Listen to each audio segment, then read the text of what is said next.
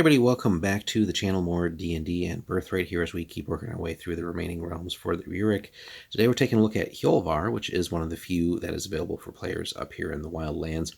Chaotic neutral, and again, you're basically, like with just about everything else here in this section, really the utter edges of civilization, and that's using that kindly.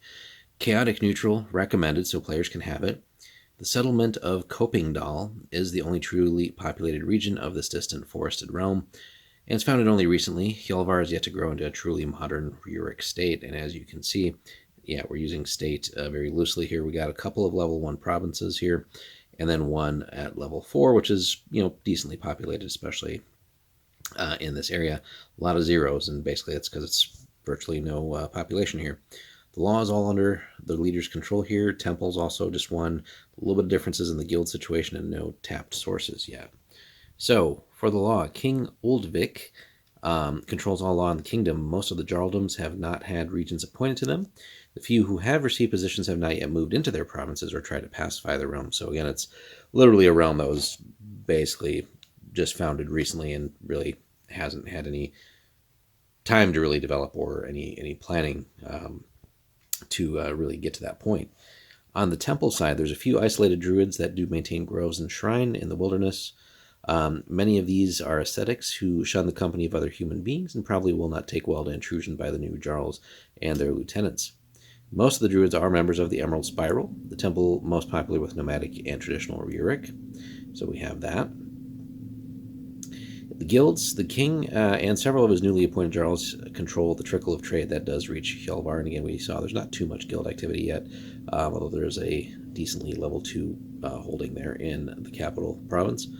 Sources, basically, the whole place is alive with untapped magic. We saw that with the province breakdown, so a wizard could do very well here, although no one has approached just yet. And again, given that the Rurik don't really care for wizards that much, that's understandable, especially in this situation. Regency accumulated or generated and accumulated, not much, right? So this would be a tough realm to start with. You don't have many tools to get started, but unlikely that someone nearby is going to necessarily contest you or ruin your plans, at least initially, just because there's so few people there and everyone else has kind of got their own problems and threats to deal with. The treasury is also super meager, so again, if you want to play the game on extreme difficulty as far as developing a land, here you go. 3 whole gold bars. And the kingdom is so small that that's not a serious handicap, although when we look at the cost of everything, you're going to have to find some way to get more. And because it only generates currently 2 gold bars per turn, right? So if you think of like upkeep on like the domain itself, not that there's much developed yet that has an upkeep, but you may want to fortify your capital, right? Which could involve paying for a holding there. Plus there's the army, which is decent just for any realm, but especially up here, but more so by necessity, right?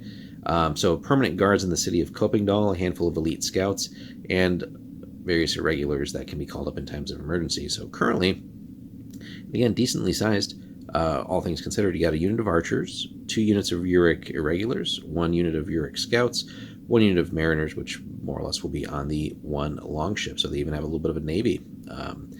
And that's something that's probably worth expanding down the road. But again, so many pieces have to happen for that.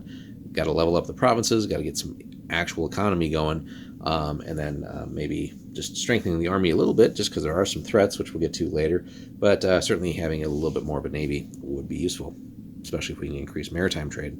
Now the king, if you want to run the current one in the book here without coming up with one of your own, King Uldvik, level 6 fighter, so weirdly low level compared to some of the other ones that we've seen recently, especially with some of the tribes where we've got characters that are in the teens as far as their levels go. This guy's just a level 6 fighter, but hey, that's still pretty good to start with. Solid bloodline, lawful neutral himself. And he's the son of Lord Varig, who founded and helped build the city of Kopingdal. Since his father's death, he has sworn to build Hjolvar into a true kingdom. He tends to clear the southern Jarldoms of goblins and other fell creatures, and eventually defeat and displace all the Urgazai humanoids. We'll get to that realm as well. Uldvik is a tough, resourceful leader, but he's now over 50 and probably will not realize his dreams within his lifetime. His children are ready to assume his duties and are sufficiently loyal that they'll abide by his decisions regarding a successor. Lieutenants, he does have a primary lieutenant, that's the ranger Elka Thajula. So she's a resourceful woman, helps oversee the realm in the king's absence, also leads bands of rangers along the Urgazai frontier. That could be a good sort of starting point for some characters too, just being part of those rangers and helping to clear some of these humanoids out. King Dargal of Urgazai has placed a 5,000 gold bounty on her head as a result of the many goblin warriors whom she has personally or indirectly slain. And again, that conflict there is a great starting point and a hook to build some adventures around, and then maybe getting into some more serious issues with dealing with them.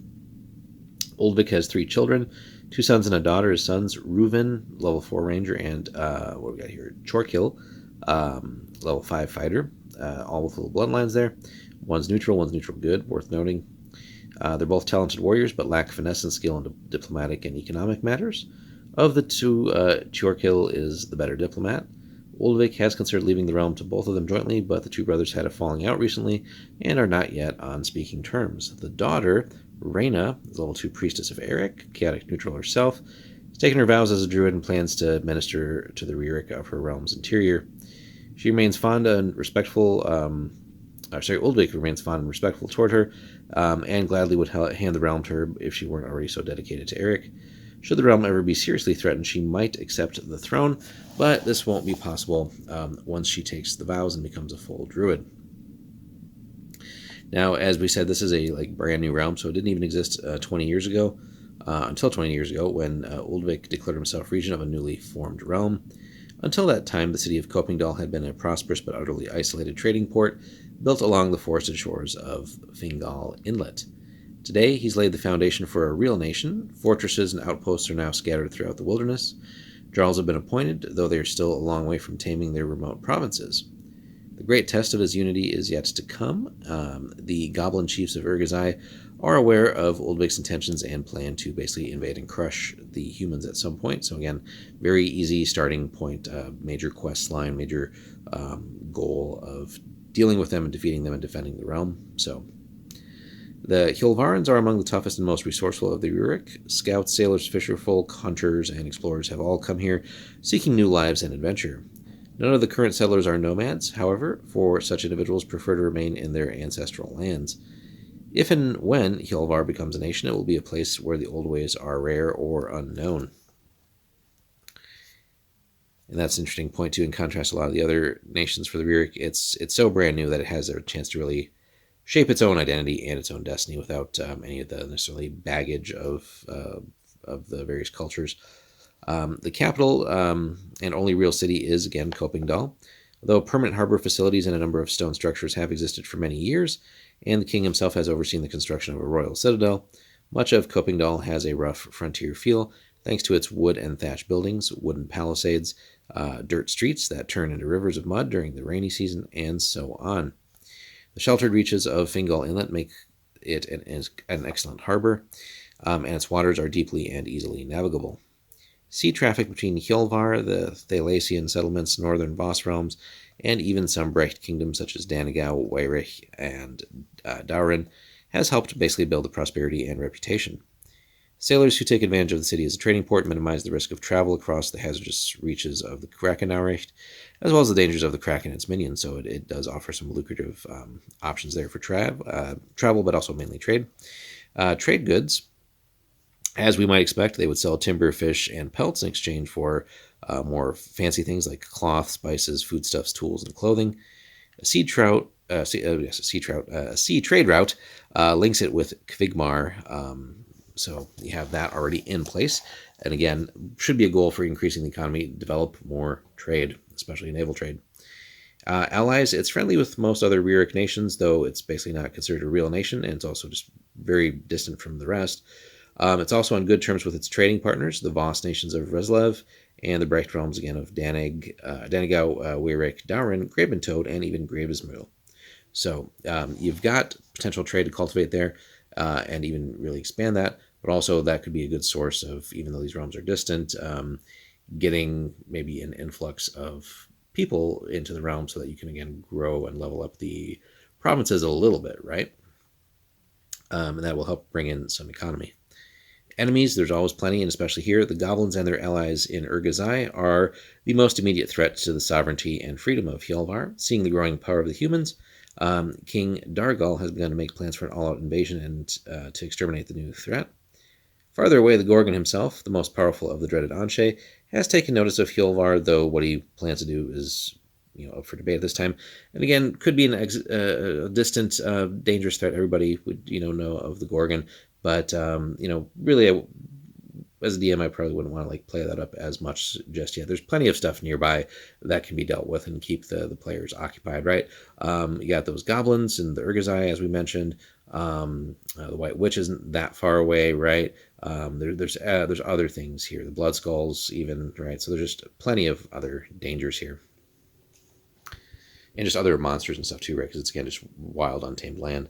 So there's also another sort of minor location here, Svinoi Island. It's a small forested isle claimed by Hjolvar. He does wish it to function as a fortress and shipbuilding center. So there is a construction in progress already of a small fortress, and actually completed, but the island has not yet been assigned to Jarl. Several druids of the Oaken Grove have been assigned to the island. Notice the Oaken Grove too, not the Emerald Spiral, as well, to guarantee that shipbuilding, fishing, and construction don't unduly damage the island. Though it has the potential to be an important economic asset, not everything is well on the island. Inhabitants report being troubled by nightmares and visions of terrible monsters, though the isle does seem inhabited or uninhabited. Several druids have been had disturbing importance of danger on Svinoi, but so far no one's been able to pinpoint the source of the troubles or even prove that any danger exists. So again, another great questing option there, adventure for a campaign, right? Especially if one of the party members is a druid and assigned to help there. We could take some inspiration here from the Kraken's Island. If we wanted the mystery monsters would be like seamen of some sort, so like Sahagan or something like that, right? Or just other mystery monsters that would make sense. Could be a combination of things, right? So it's just another nice mystery that the DM can play up there. So we got two big questing or campaign ideas here, right? So if we're running the domain, obviously we have our work cut out for us and just growing, stabilizing, dealing with the outside threats. There's not really much internal here because it hasn't developed, right? There's hardly any people, so we can't really have that many conflicts. So it's really just finding a way to grow the realm. We got a decent little army, but again, we need to grow so we can afford to have a little bit better army, grow the navy, expand trade, and all that. We have some interesting opportunities here, again, dealing with the Urgazai, which could involve, overall army battles, but then also maybe some actual adventuring. We've got whatever's going on that mystery island there, so plenty of things to deal with, and other maybe just smaller things like other just monsters to get rid of, and so on and so forth. And as you grow, right, you might attract the attention of more powerful enemies like the White Witch and so on and so forth. But for just pure adventuring here, right, it's the great frontier. Players could, if they've want to just get away from where they're at and just start over or something like that. Or if we're just starting out here, even where we're growing up in essentially a nation that is really writing its own history in real time here. And we've got plenty of options for that, again, with questing, certainly just dealing with monsters, maybe making the place more habitable for the settlement and stuff like that. Again, so many things we could do here with that. So easy direct options here on the adventuring part and figuring out what's going on in that mystery island as well. But yeah, Hjolvar, definitely a fun one to test out. Now, if we're playing the game where all the players are the regents in their own right, there's it's going to be a little bit tricky here, right? Especially if they're playing in other political realms that are further away. There's not going to be that much necessarily interaction, but you could have something here between the temples and the guilds in the law if we want to do that. But I think here this is just a great one to really adventure in, and then maybe get everybody on board where they're helping out. Somebody's the regent, and then you got other lieutenants, which would be the rest of the party, and so on and so forth. Could be the family members, as mentioned here, or doing something a little different. But yeah, Hjolvar is a fun one, guys. Let us know in the comments if you've run any campaigns here or had some ideas. If you want to see videos like this early too and support the channel, please check us out on our Patreon. We've got a lot of special content here for Birthright and other D&D, and usually we'll have videos like this out at least a week early, and some other goodies planned as well. Thanks so much for watching, guys. We'll see you in the next one.